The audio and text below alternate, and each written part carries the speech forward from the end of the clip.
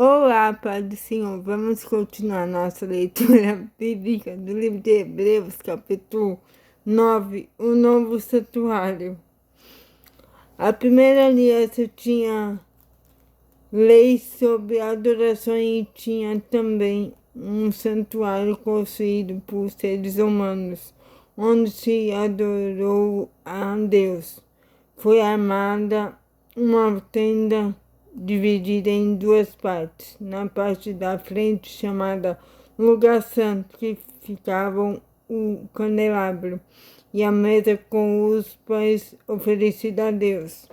Antes da segunda cortina, ficava a parte que era chamada de Lugar Santíssimo. Ali estava colocado o altar de ouro onde era queimado incenso e também estava colocada a Arca da Aliança, toda coberta de ouro. Dentro da arca estavam a vasilha de ouro com o maná, o bastão de Arão, do qual tinham saído brotos, e as duas placas de pedra com os mandamentos escritos nelas. Em cima da arca, representando a presença divina, estavam os querubins com as suas asas abertas sobre o lugar onde os pecados eram perdoados. Mas agora não é o momento de explicar os detalhes dessas coisas. Depois de tudo isso ter sido preparado, os sacerdotes entram todos os dias na parte da frente da tenda, que é o lugar santo, para cumprir os seus deveres religiosos. Mas somente o grande sacerdote entra na parte de trás, que é o lugar santíssimo, e isso traz, mas somente o grande sacerdote entra na parte de trás, que é o lugar santíssimo, e isso apenas uma vez por ano. Ele oferece a Deus o sangue de animais em favor de si mesmo e também pelos pecados que o povo cometeu sem saber que estava pecando. Por meio disso tudo, o Espírito Santo nos ensina de modo bem claro que a entrada para o lugar santíssimo ainda não foi aberta, enquanto a parte da frente, que é o lugar santo, continuar sendo usada. Isso é um símbolo para hoje, quer dizer que as ofertas e os sacrifícios de animais oferecidos a Deus não tornem perfeitos o coração das pessoas que o adoram. Essas ofertas e os sacrifícios têm a ver somente com comida, com bebidas e com várias cerimônias de purificação. São regras externas que têm valor somente até que Deus remova todas as coisas. Mas Cristo veio como um grande sacerdote das coisas boas que já estão aqui.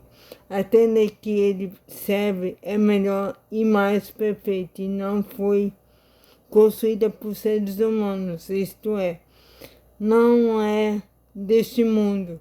Quando Cristo veio e entrou uma vez por todas no lugar santíssimo, ele não levou consigo sangue de bodes ou de bezerros para oferecer como sacrifício.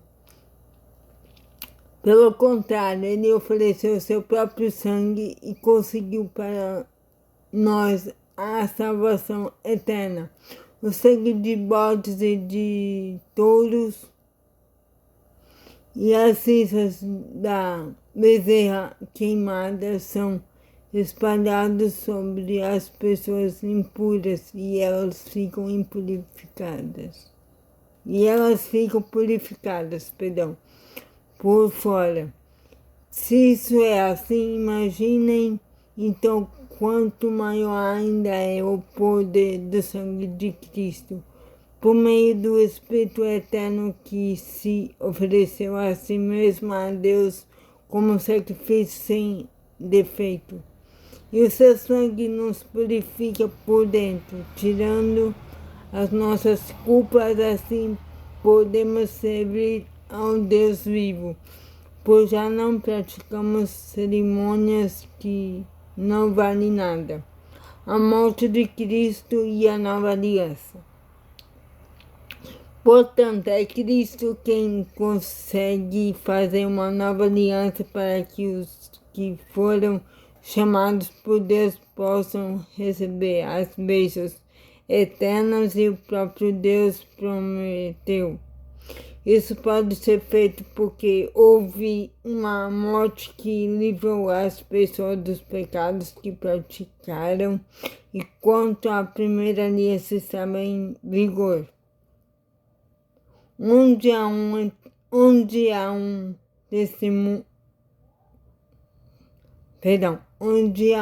testamento, é necessário provar que a pessoa que o fez já morreu, pois o testamento não vale nada enquanto estiver vivo.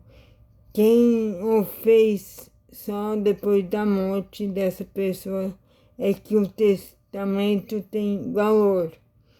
É por isso que a primeira aliança entrou em vigor somente com o uso do sangue de animais. Em primeiro lugar, Moisés anunciou ao povo todos os mandamentos conforme estavam na lei.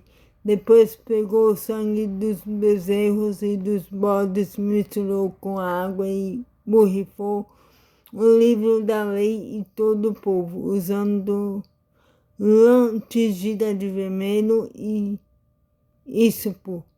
Então disse: este é o sangue que sela a aliança que Deus mandou vocês obedecerem. Da mesma forma, Moisés também borrifou o sangue sobre a tenda e sobre todos os objetos usados na adoração. De fato, de acordo com a lei, quase tudo é purificado com sangue. E não havendo derramamento de sangue, não há perdão de pecados. Então é isso a leitura de hoje. Tenham um excelente dia abençoado. Que Deus abençoe sua vida. Em nome de Jesus. Amém.